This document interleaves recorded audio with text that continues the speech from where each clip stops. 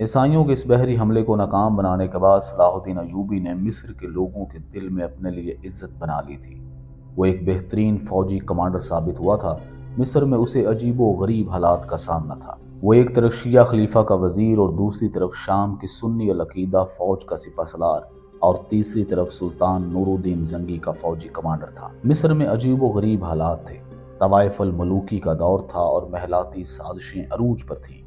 خلیفہ کے سیاہ فام خواجہ سرا مل کر سیاست میں فیصلے کرتے تھے اور ہر وقت صلیبیوں کی یلغار کا خطرہ موجود رہتا تھا۔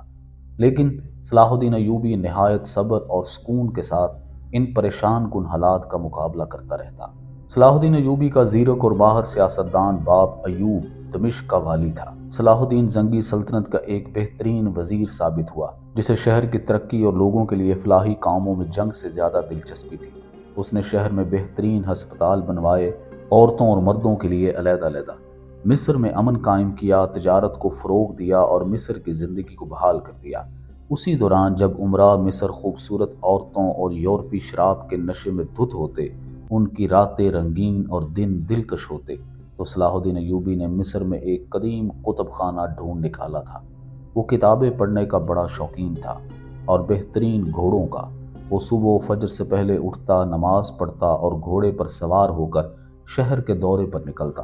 لوگوں کے مسائل حل کرنا اور ایک سخی وزیر کی طرح عوام پر خزانے نچھاور کرنا، کچھ ہی عرصے میں وہ مصر کا ہر دل عزیز حکمران بن کر ابھرا جس سے رعیت محبت کرتی تھی۔ 1170 میں اللہ نے اسے ایک بیٹے سے نوازا جس کا نام اس نے علی الافضال رکھا۔ جب مصر میں تباہ کن زلزلہ آیا اور قاہرہ کی فصیلیں تباہ ہو گئیں تو اس نے شہر سے متصل پہاڑیوں کے سلسلے پر ایک نیا قلعہ تعمیر کروایا جس کی مضبوط فصیل شہر سے ہوتی ہوئی دریائے نیل تک چلی گئی تھی۔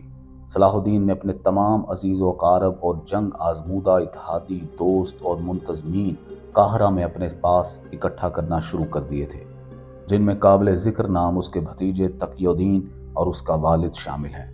جب مصر کے خلیفہ کے وفاداروں نے دیکھا کہ صلاح الدین ایوبی، جسے ہم نے ایک نوجوان سمجھ کر مصر کا وزیر بنایا تھا، وہ ایک نہایت اچھا منتظم ثابت ہوا ہے، تو انہوں نے ایک اور سازش پلان کی جس کے مطابق انہوں نے یروشلم کے بادشاہ کو خط لکھا کہ وہ مصر پر حملہ کرے اور ہم اندرونی طور پر اس کا ساتھ دیں گے اور صلاح الدین کا کام تمام کر دیا جائے گا۔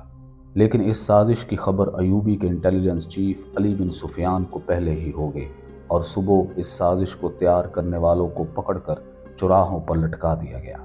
صلاح الدین کے ان اقدامات اور حکومت پر مضبوط ہوتی گرفت کی وجہ سے نور الدین زنگی بہت خوش تھا۔ وہ چاہتا تھا کہ ایوبی اب جہاد بیت المقدس میں اس کا ہاتھ بٹائے، لیکن صلاح الدین جانتا تھا کہ مصر کے حالات بظاہر تو پرامن ہیں لیکن اندرونی طور پر بڑے خراب ہیں۔ اس کے باوجود ایوبی نے مصر سے نکل کر المرک کی سرحدی چوکیوں کو رون ڈالا۔ اس طرح ایوبی کی قدر و منزلت اہل مصر اور نور الدین زنگی کی نظر میں اور بڑھ گئی۔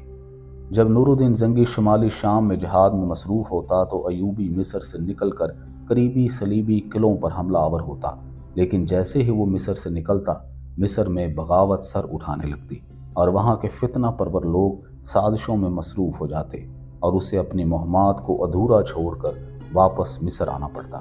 بار بار ادھوری مہمات کی وجہ سے کچھ سازشی عناصر نے سلطان نور الدین زنگی کو ایوبی کے بارے میں بدگمان کر دیا اور یہ افواہیں گردش کرنے لگی کہ نور الدین ایک لشکر لے کر ایوبی کو مصر سے نکال باہر کرے گا۔ ایسے حالات میں ایوبی کا باپ مصر میں بطور وزیر خزانہ موجود تھا۔ وہ نور الدین زنگی کا پرانا خدمت گزار اور ہم رکاب تھا۔ اس نے ایوبی کو مشورہ دیا کہ زنگی کو خط لکھ کر تمام افواہوں اور بدگمانیوں کو ختم کر دو۔ ایوبی نے اپنے سلطان کو خط لکھا کہ میں کچھ افواہیں سن رہا ہوں کہ حضور مصر پر لشکر کشی کا ارادہ رکھتے ہیں، جبکہ میں سلطان کا وفادار ہوں۔ سلطان لشکر کشی کی زحمت نہ کریں، اس سے پہلے میری گردن میں کپڑا ڈال کر میرا گلا گھونٹ دیا جائے۔ میں آپ کا وفادار ہوں اور وفادار رہوں گا۔ جب ان الفاظ پر مبنی خط سلطان نور الدین زنگی کو ملا تو اس کی ساری بدگمانیاں دور ہو گئیں۔ وہ اپنی سلطنت میں مصروف ہو گیا اور ایوبی کی صاف دلی اور نیک نیتی کو قبول کر لیا۔ جب صلیبیوں کو پتہ چلا کہ صلاح الدین نے قاہرہ کی بغاوت بھی ناکام بنا دی اور سلطان نور الدین زنگی کی بدگمانیاں بھی دور کر دیں، تو انہوں نے براہ راست صلاح الدین پر حملہ آور ہونے کا فیصلہ کیا۔ اس کے لیے بازنطینی افواج اور صلیبی افواج نے مل کر صلاح الدین پر حملہ کرنا تھا اور اس کا کام تمام کرنا تھا، لیکن صلاح الدین ایوبی ان کے حملوں سے پہلے ہی واقف تھا اور اپنی فوجوں کو اس کے لیے تیار کر چکا تھا۔ صلیبی افواج نے ڈمیٹا کا محاصرہ کر لیا۔ 2 ماہ کی ناکام محاصرے کے بعد عیسائیوں کا لشکر شکست خوردہ ہو کر واپس لوٹ گئے۔ اب باری تھی صلاح الدین ایوبی کی۔